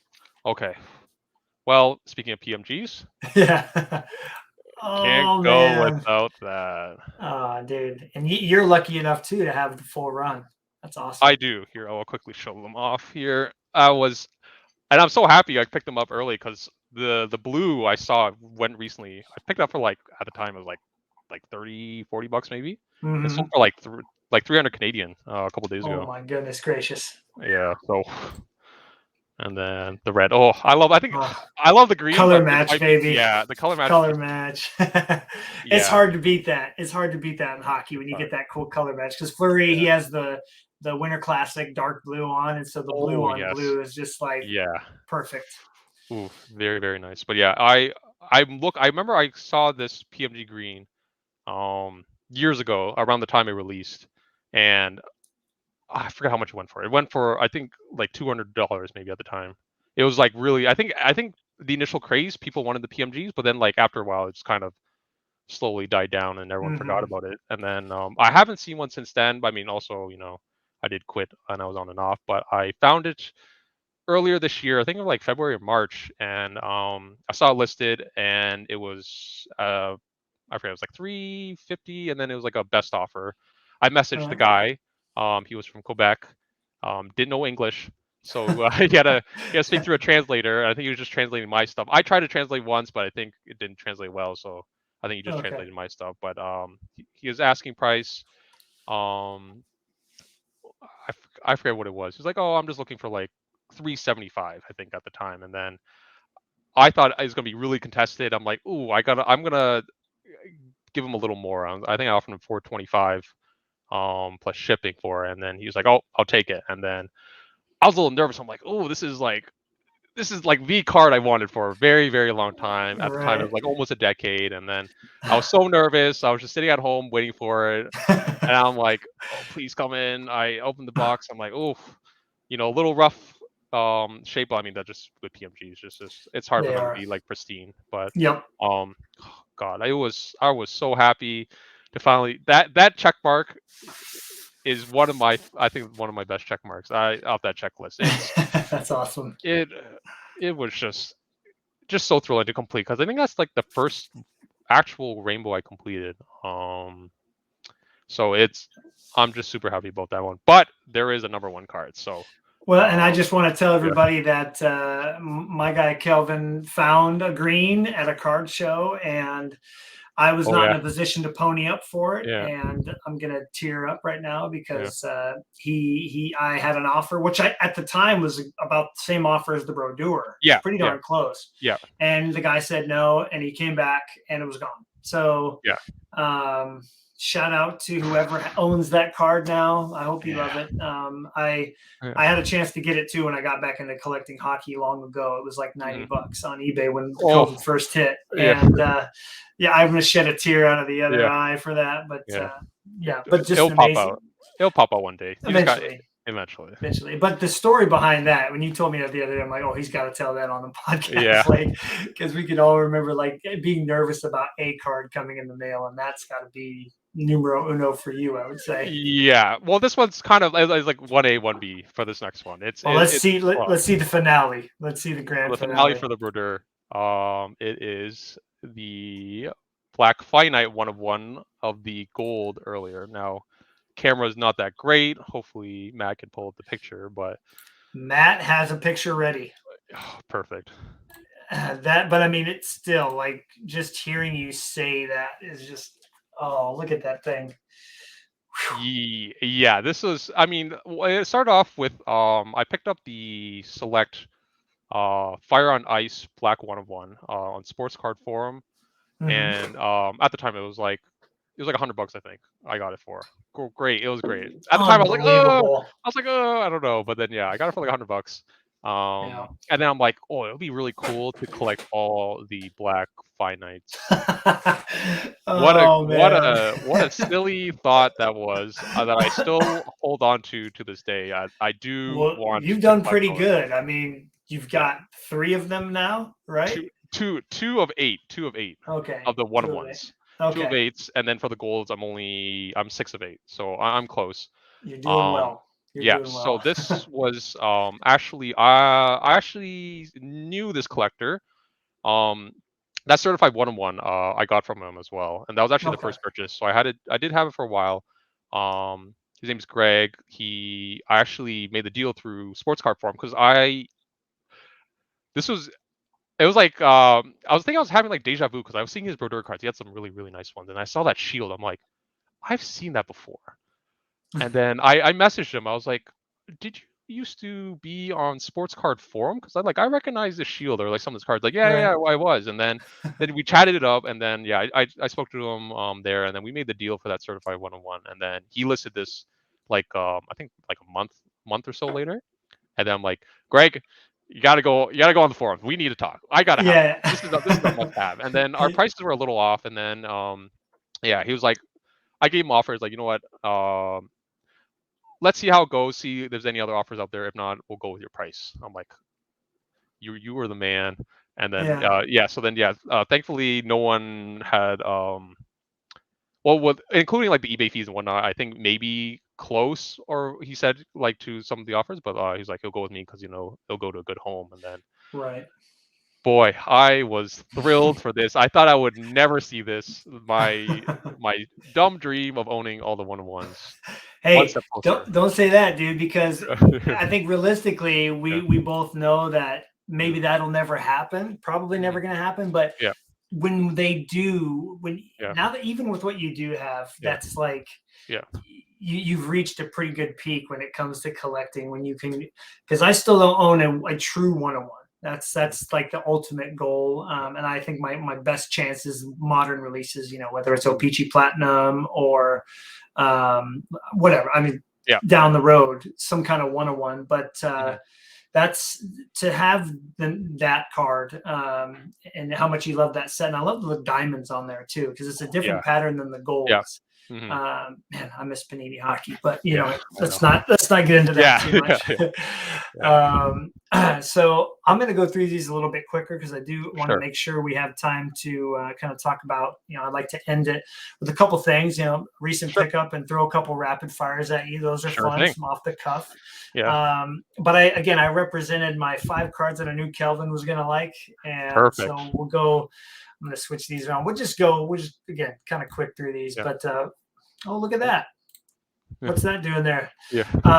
We have the Select freezers. We talked about Select and the gold. And funny little story about this card. After this sold, everybody knows who, most hockey guys know who Ziri11 is on YouTube. Yeah. And he actually shouted out this sale of that card, and I thought it was him at first, but it wasn't him that sold it to me. But he mentioned the sale of this card in one of his videos. If you watch him open Select, it was the latest Select box he opened. He mentioned that, which was really cool. That's yeah, cool. He did. Yeah. And then we can have this chat the next time you're on, next time you co-host with me about like overspending for a card. Yeah. But you kind of mentioned it, like, are you really going to want to lose out on that for $50? Because down the road, you're going to be like, I can't believe I didn't just be like, what could I sell for 50 to make up the difference? And so with this, I had a few A-Rods left to sell. And so I sold some to cover the difference. And this is the Stanley Cup signatures of Fleury. This is the landscape one. And of course, he's in his pictures from the cup, which are great. But that foil, I was like, oh, I know that he's going to love this card. Yeah. Is Brodeur in this set as well? Yes. So I did. Yeah, I did have that card at one point. Now it's gone, unfortunately. But it's out of 50. You can definitely find another one down the road. For what you gave up, for what you got for giving it up is worth it for sure. And then you and I actually had a Christmas time-ish discussion. It was right before Christmas time when I was considering buying this, and then Logan, who was on we'll say last week when this goes live, he convinced me to buy this. And you said for Brodeur, and I believe do you have the Select Gold? Yes, I do. Yeah. And so you told me what you paid for yours, but if I remember correctly, it was a little bit longer ago than like with the current prices, right? Because the current prices those golds are starting to become almost impossible. Yeah, well, I had that. Yeah, I had that one for a while. I think I compared to, because I picked up the Fire on Ice, that the insert gold, and then I think I compared it to that price because I picked that one up for pretty cheap. What I thought, I think it was like 100 US. I think I paid for it. And I wish that was the same for that card. Let's not talk about it. But it was.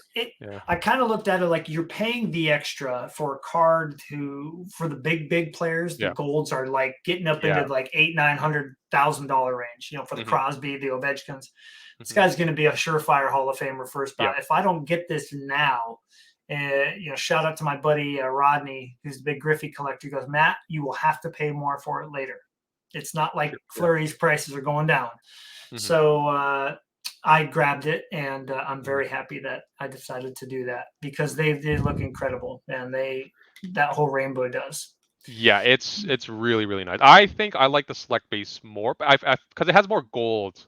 I think I think so. Because man, that's a great pickup.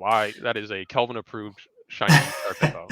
Well, and I wish Brodeur was in this set so you could experience one. But you said he was in a previous O-Pee-Chee Platinum, so I believe he's got an Emerald Surge at some point. But this is this year's O-Pee-Chee Platinum Emerald Surge, and minus the one when I was able to complete the rainbow.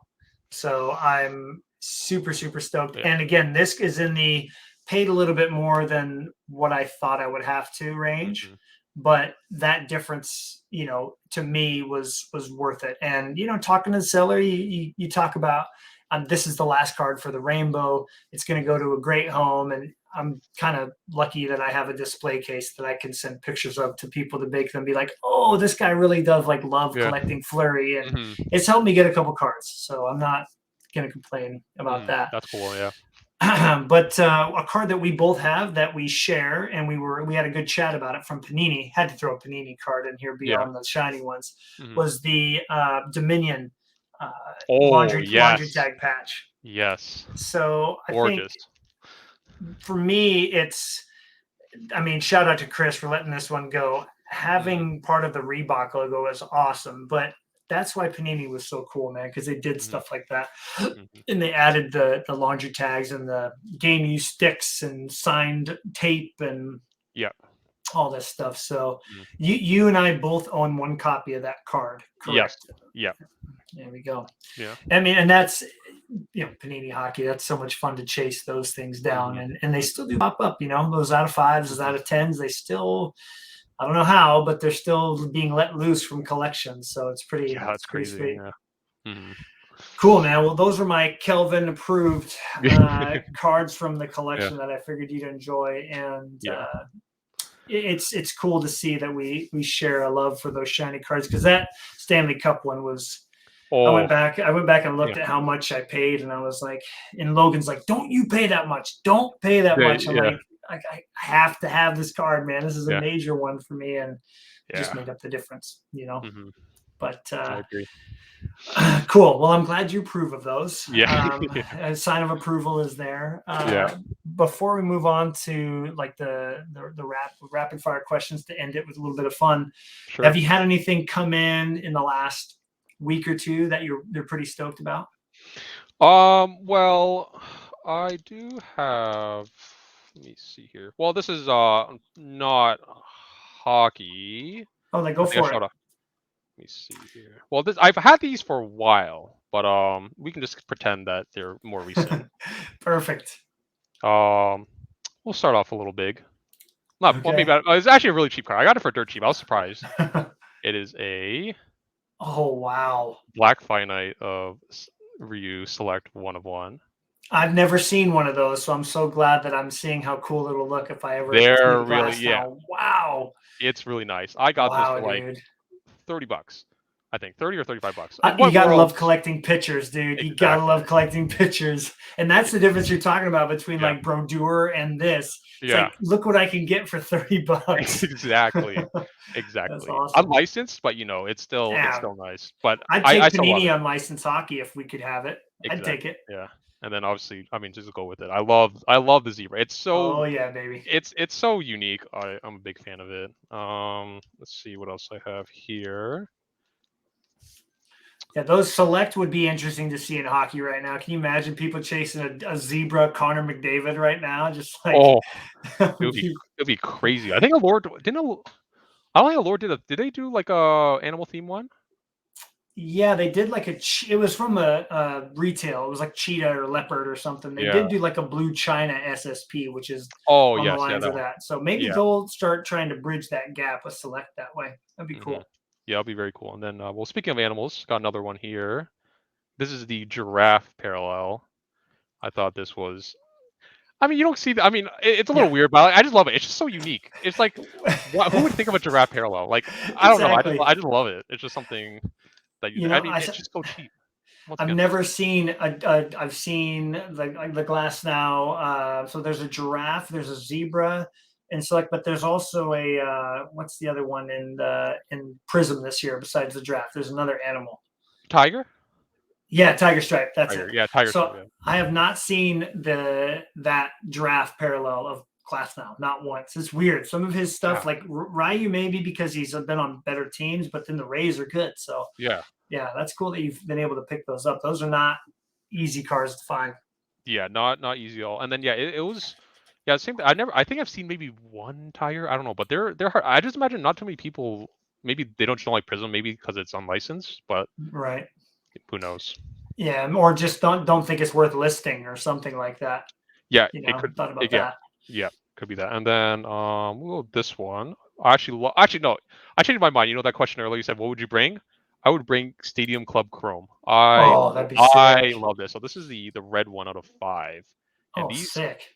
these cards are. I mean, it doesn't do justice, but like, man, they're super super nice. I love the pictures. Great, like the Bo Hmm. Bichette one, his rookie one, where it has like the CN Oh, Tower. That yeah. is gorgeous. The I skyline want to get a behind copy. him. It's so nice. Just like these, like even small stuff, like just photography. Like it's just it changes a lot about a card. And I Hmm. like, and especially like there's so many cool cards, especially like we collect goalies. Just like these action shots, they're just so nice. Like you're in action.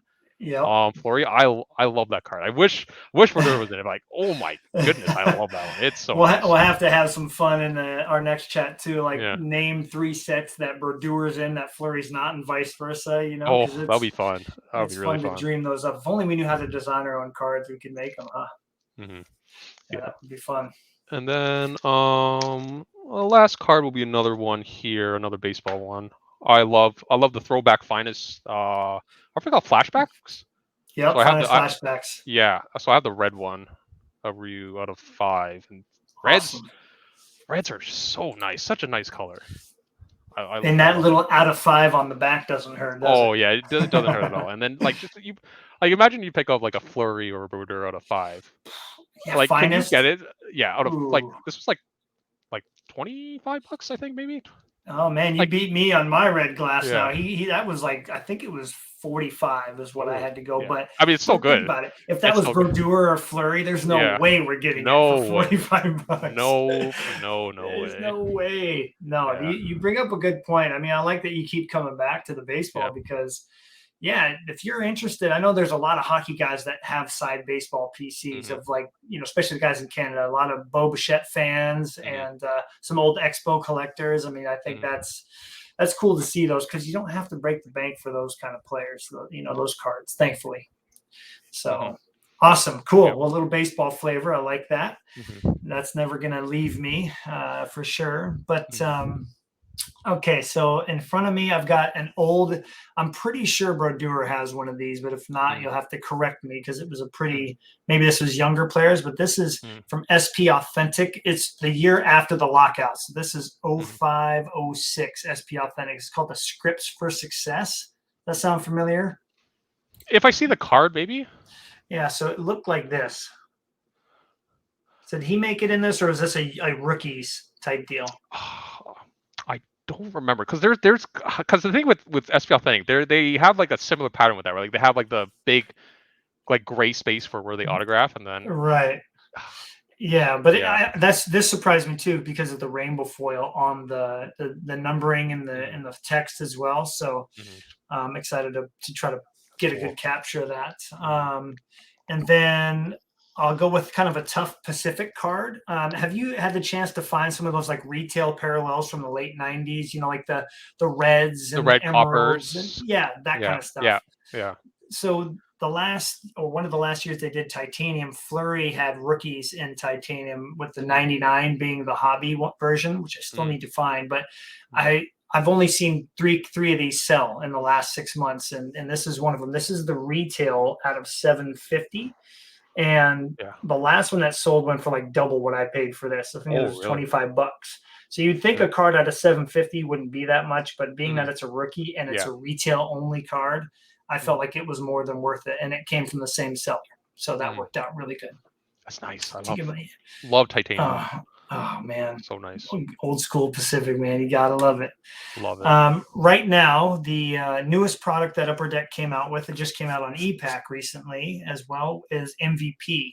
And nice little low end product. The first 21-22 release got some new rookies in there. You got the Swayman and Knight, of course, being Kollektz collector, and then they got their first Caulfields and is it not Bufflin? It's Byfield. That's it. Yeah, Dustin Byfield. So some pretty good rookies out there to chase. But for me, I love the colors and contours cards. I think great set. Great. Look great set.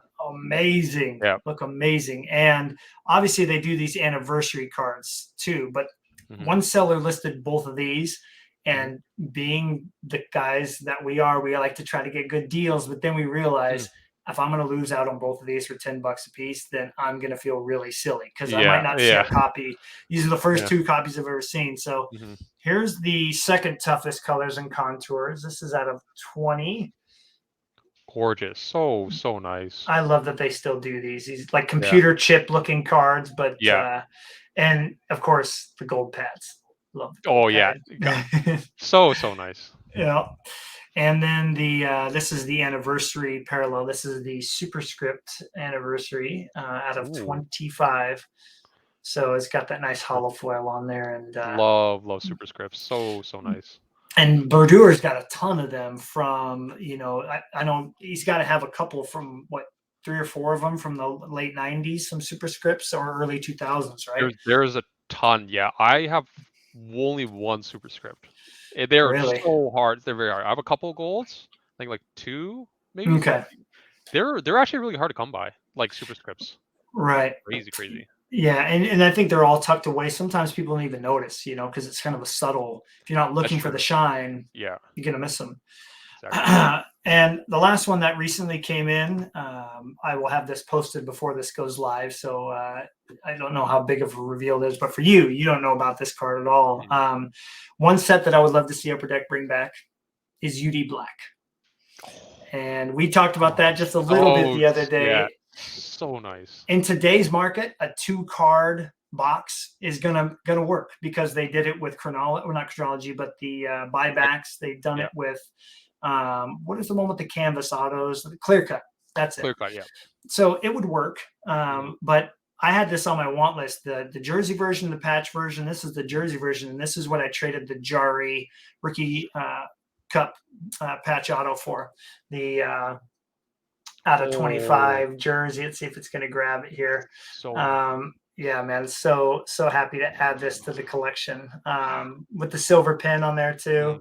Just gorgeous. Look at that there shine. it is. It was on your There want it list is. too, right?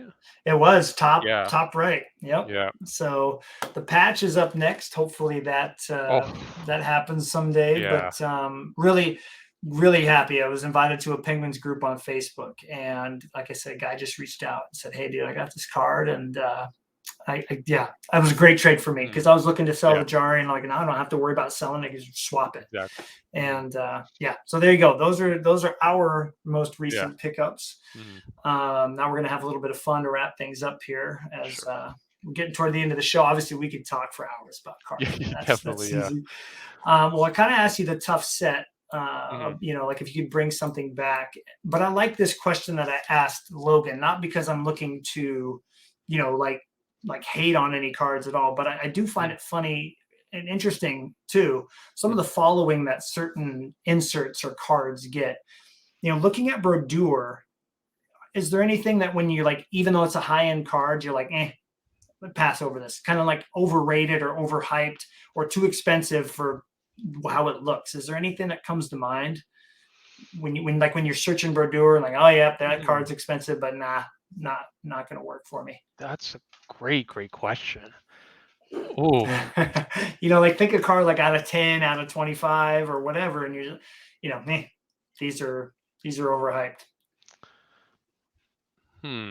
Because I love that Logan said seismic goals, because he knew that was going to strike a nerve with me. I'm like, those things are amazing, man. They're really nice, but there is a point. Yeah, they are out of 50. But I mean, even they're out of 50. I guess as the years go by, they start becoming harder and harder to find, right? It's like with some of these, I get it, but like like if you think about like long term, like out of 50 becomes like, I mean, you think about some of those like 90s, like the Fire on Ice, that's out of like 1,000, I think one of them, or like 2,500, and like you never see them. Or like another one for me would be like is it Donruss, the Stubble?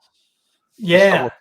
That out of like 4,000, I've only seen like 2 ever, like in the past year. They're like crazy rare. So like, I mean, out of 50, still I say relatively rare-ish in a sense. Not too common, but like not too rare, at least for me. Like out of 50. Right.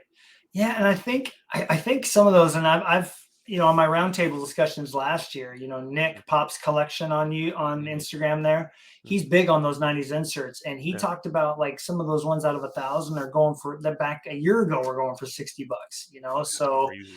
The serial number in a way doesn't necessarily indicate just how tough they can be. And out of 50 now, sure, you're going to see them. But like for the Flurry, like the Emerald Surge, the seismic gold of that, I've seen 5 on eBay, maybe 4. So out of 50. So there's just so much product out there, and then they save some for e-pack, and so they're obviously holding back 25% or whatever. So it's more of them will show up that way. But it's definitely the price point seems a bit high when you see 50, but then you have to consider all the other factors, visual appeal, and just in the, you only see a few of them on the open market. So anything else come to mind? It's tough. I'm trying to look around. Like, I mean, I love too many cards. That's a problem. I love a lot. It's very rare for me to hate a card. Okay. I'll have to get back to that because I can't think of any. I can't think of any right now. Okay. Well, I want to try to put you on the spot. Did you have any off the top of your head? Give me something tough. Okay. Okay. So, which one was your number 1 card on your want list? I can't say right now for a couple different reasons. Okay. I can give you what the new one is. Okay. Okay. Would you trade? Okay. Would you trade like 2 top 10 cards on your want. Let's say you already have these cards, right? So these were Okay. at one point like a top 10 card on your want list. Would you Okay. trade them for a top 3 card on your current want list? So two cards in my current top 10 Two that card, I yeah, yeah, owned that that you I own, own now that you own for now, one of my top three. current, yeah. No, I think when I made my want list, it was a realistic want list. It's Yeah. like right now I have a realistic dream car. I'm not saying that a Ferrari Yeah. or I'm saying like a Honda Accord coupe with a really nice Mhm. nice interior and everything. Like Mhm. sure, that would be better, but Mhm. I think I would trade two of my top 10 to get like a 101 Shield. Sure. That's yeah. Like I think that's where the line gets drawn. It's Mhm. funny because I mentioned on the last episode like what card would I sell out of my top 10? It was like the Flower in the Desert because I Oh, could get yeah, I a new remember that, copy. yeah, My yeah. dad then commented on the episode, "Yeah, don't do that." Like I made the song out of that for that card, but Yeah. yeah, it would have to be one of those like kind of like even for that diamond card, I would consider maybe not a top 10 card, but something really nice that I'm like, okay, maybe I can find another one down the road. I would give something like that up too for a card that's not on the want list. But yeah, if it was a shield or like a stick with his name engraved on it, a 101 or something like that, I would definitely consider letting two of my top 10 go. I mean, that will never come around again. A 101 is rare of an opportunity as you could get. So Mhm. I guess that's where I stand on that. What about you? That's tough. That's really tough. I mean, don't another know. one of those black finite 101s shows up. Are you letting a couple of like? Would you get rid of a top 10 to make it happen? I remember once someone commented, are those PMG greens? Is that PMG green for sale? I'm like, no, but then I thought to myself, if it was for a finite one of one, maybe You do it. I would do it. I think. I mean, the green looks great and the story is really cool, but with that, once you set that goal of those, get all the black finite 101s, Mhm. that seems like it would trump just about everything else in the collection, because if you just had a collection of Brodeur with just all seven of those, was it seven that you said, right? 8. There's 8. Eight, Four all for eight each. 101s. Yep. Right. Just the 101s and all the rest of your cards were gone and you just had those 8 sitting there. I mean, that's like you're just working down from there, man. That's true. That's a good point. Yeah, maybe Yeah. I would definitely, because it's. I mean, I don't even know if I can. Like, the thing is, I used to think one of ones were like before then. I used to think one of ones were kind of gimmicky. I mean, just like especially with the printing plates, I kind of like watered it down, like it like a one of one being cool. But then like ever since like the black finites, and I made that goal, I'm like, huh, maybe, or like even recently, I picked up a lot more one of ones. I'm like, oh, these are pretty cool. I mean, like, I guess now like scarcity is like I think what I value a bit more now than before. So Right. they're really cool to have. Well, I feel like this is going to be a fun way to end it because sometimes Mhm. you can manifest things to Mhm. happen by, not Mhm. wishing for them or Mhm. praying for them on a podcast, but like Mhm. talking about them. Mhm. It's amazing that it happened with a car. I can't wait for that live mail day or doing recording it. Mhm. It's coming from Well, Australia and it's getting, oh, what card it interesting. is. It's left Australia as of today. Mhm. And I did a trade for it, but Mhm. right now, what is your most wanted card? And you can say unrealistic or realistic, other than the black finites. Those are, of Okay, we'll look course, through the those. Yeah. given. But other than those, what is your number one card right now on the want list? I think the number one, oh, I scratched a few of them off now. I think the number one now is the 1213 Prism Gold from Rookie The Anthology. Ricky Anthology? Okay. Yeah, I think Gotcha. that's my number one right now. I've never seen it. ComC has a picture of it. It hurts a little bit to see because I mean, at one point someone must have sold it to have For that not picture. very cheap, for not very expensive Yeah, for too. not Going very back expensive.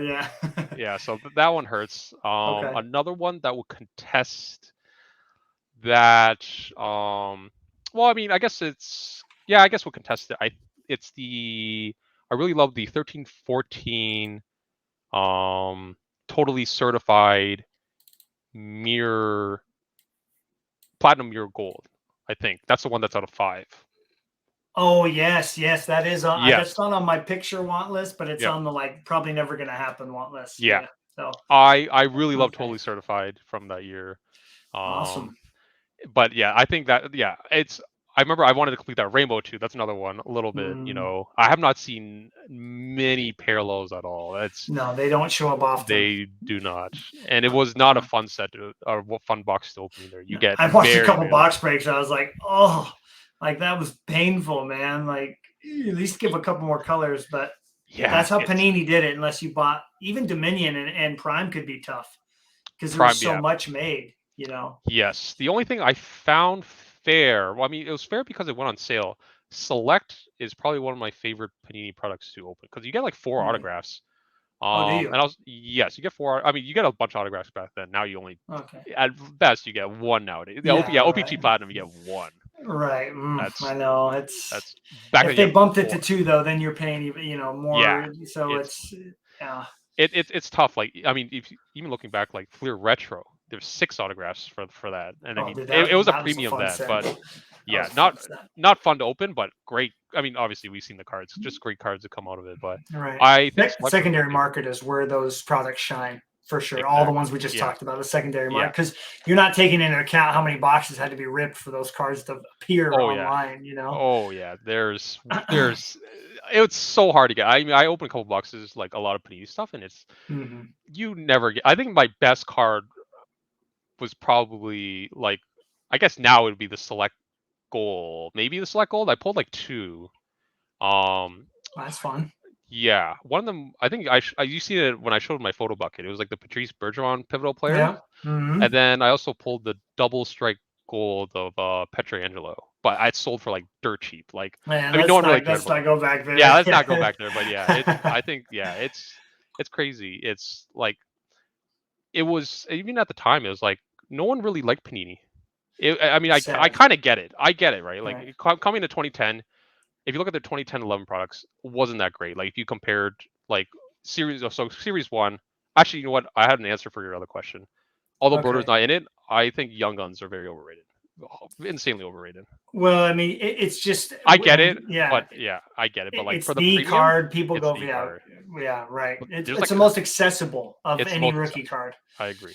And so therefore, it's the first one you look for. Yes. Oh, I need a rookie card of Kaprizov, which I think we should all own one because that dude is a stud. Is to get the Young Guns, All right, so this is kind of funny because the picture I'm looking at, there's 6 cards here, and one of them went for way more than I thought. You know which one I'm talking about? I sent you a message. I'm like, dude, I cannot believe I lost this because I bid really high and I still lost. So let's say a set builder got this card, and I'll just tear up, move on. The next one's on the way from Germany, which is awesome. But 2 in this picture are my 1 and 1A. I'd say how do I choose? All right, number 1 is the Upper Deck Fanimation. It's those. I've seen one recently.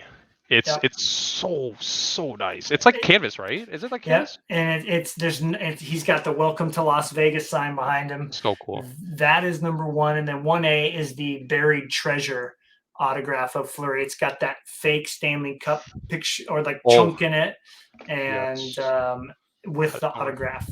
Those are my 2 top ones. So I don't think I wanted the Brodeur one for. I have the regular one, like the out of 50, just with the thing, but and I haven't seen that either. So I'll take that if I could. Like they're so nice. Yeah, that autograph I see. I mean, I've probably seen it a few times over the years, but they're out of 10, right? 10. Yeah. Yeah. So I'm sure a certain collector may have a couple. Yeah. Maybe. Set collectors, it's a tough one. It's one of my I think it's my favorite autograph set to come out of there.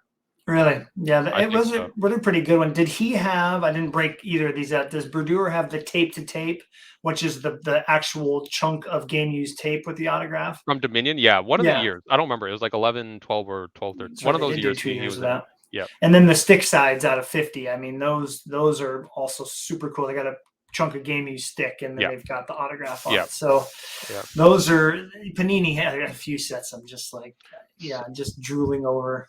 Love it. I know, so much good stuff that was just not everyone liked at the time, but I'm glad there's people that appreciate it now. Oh, for sure. Yeah, for sure, man. And again, I think I draw those comparisons to Pacific because nobody really liked it back in the day. It was a very niche group of cards to go for. Same with Panini, and they've gained more and more love. And there's still people that don't like them, which means better opportunities for you and me to grab Yeah. the Panini stuff Yeah. that we love. So, Yeah. well, hey, Kelvin, I had a great time having you on here, and would love to have you back on in the future, especially For if sure. we did like a little Panini special, maybe get another person in here and we just go through some Panini cards and go into depth of why we like them so much. I think that would be really fun. But thanks again for sharing your collection with us. Again, I'm going to show your page one more time for everybody. Just if you'd like to check out Kelvin's page, Kollektz is where you'll find him. Let's get this number a bit higher. He's got an amazing collection. It is drool worthy. It'll make you cry because your player's probably in here and you don't have it. But yeah, just great job on the photos. Keep them coming. Thank you. Appreciate it. Oh yeah, for sure. And again, thanks for the support on my end, dude. I appreciate the love on the account. Oh, no problem. It's awesome. Yeah, thanks for having me. Obviously, love to come back, and can't wait till the future episodes. That's right, man. All right. Well, hey, have a great night. Thanks for listening, everybody, Yeah. and we'll catch you the following Monday. See ya.